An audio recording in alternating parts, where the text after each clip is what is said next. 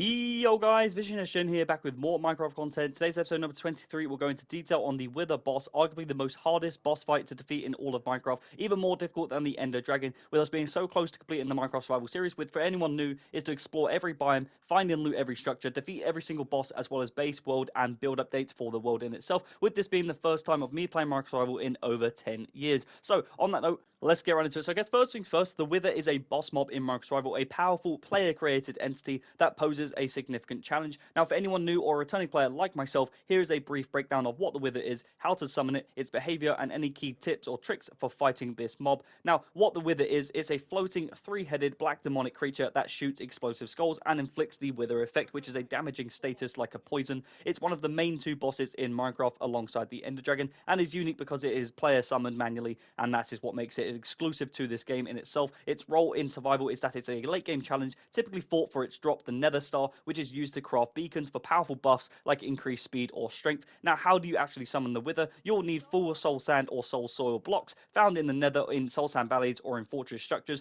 You'll need 3 Wither skeleton skulls, which are rare drops from Wither skeletons in themselves in the fortresses, with a 2.5% drop chance. However, the looting enchantment, of course, does increase the chances of actually getting these drops. Now, the summoning process involves arranging 4 soul sand or soul soil blocks in a T shape, 3 blocks across and 1 below in the middle. Place the 3 Wither skeleton skulls on top of the 3 upper blocks, and ensure you are in survival mode, as it won't spawn in creative unless you have commands, and the Wither skeleton will then spawn instantly after placing that third and final skull. Now, as for like location tips, I would say summon this in a safe open area, preferably underground as well, or away from any structures, to contain its destruction, and avoid spawning it near valuable builds, as it destroys blocks like a TNT explosion and is lethal. As for the behavior of the Wither and the fight mechanics, it consists of a very high health target with 300 hearts or 600 HP in Java Edition, 300 in Bedrock, making it tougher than most boss mobs in the entire game. It has multiple phases, of which it consists of the spawn phase. After spawning, the Wither charges up glowing white, becoming invulnerable, and causes a massive explosion up to 7 blocks radius, so stay back and make sure you're prepared. We then have the combat phase. Once it gains the white armor in the Bedrock version, it becomes immune to any arrows, and when it drops to half health, it shoots black skulls, which are fast explosive projectiles that destroy blocks and deal 8 to 12 hearts of damage. Now, the blue skulls, which are slower but more destructive and used when targeting mobs or if the player is out of reach, and it inflicts, of course, the Wither effect number 2, which drains health over time and turns your hearts to black. Now, for the special traits of this, it flies,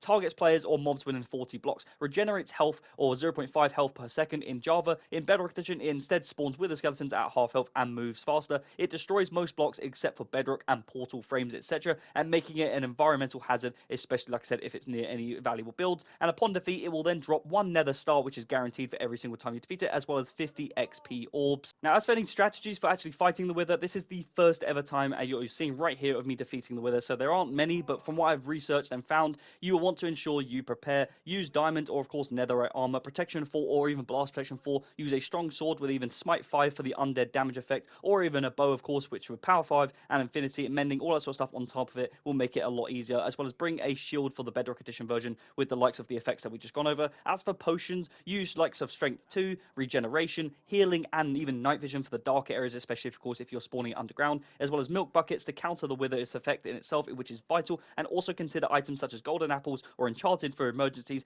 totems of undying, which are standard especially on hardcore, and lots of arrows unless you of course you have infinity. And also consider fighting, like I said, in an open area on Bedrock Edition especially, so fight in a large flat area like a desert, since it's already hard to trap anyways, or like I said, fight it underground, and keep your distance to dodge those skulls. As for any tactics, in the early game phase, use a bow to deal damage from afar whilst also dodging skulls. In the second phase, switch to your melee like your smite sword when it's grounded like in Java, or keep distance in Bedrock due to the arrow immunity anyways, and then utilize surrounding areas such as terrain, hide behind blocks to block skulls, but avoid obsidian because the actual skulls can destroy them themselves. I wasn't actually aware of this in myself until I researched it. And in Bedrock Edition, watch out for the spawned Wither skeletons, as they are lethal, as well as the dash attacks. Now, in summary, I would say the Wither is a thrilling, high stakes boss that rewards preparation and skill and feels more like the endgame boss than even the Ender Dragon, which of course is the endgame boss. Now, the Nether Stars beacon rewards feels worth it, encouraging and exploration for grinding skulls. It can be difficult. Its destructive nature adds tension, finding Minecraft's ultimate survival vibe sort of challenge. That is what this thing will provide, and it's something that I did as like the finale in our survival world. Now, the fight can feel unfair in Bedrock due to the extra mechanics such as the Wither skeletons and the arrow immunity, as well as the block destruction, which can ruin bases if spawned carelessly, which will of course frustrate players. So avoid avoid this unless you, of course, you are trying to troll.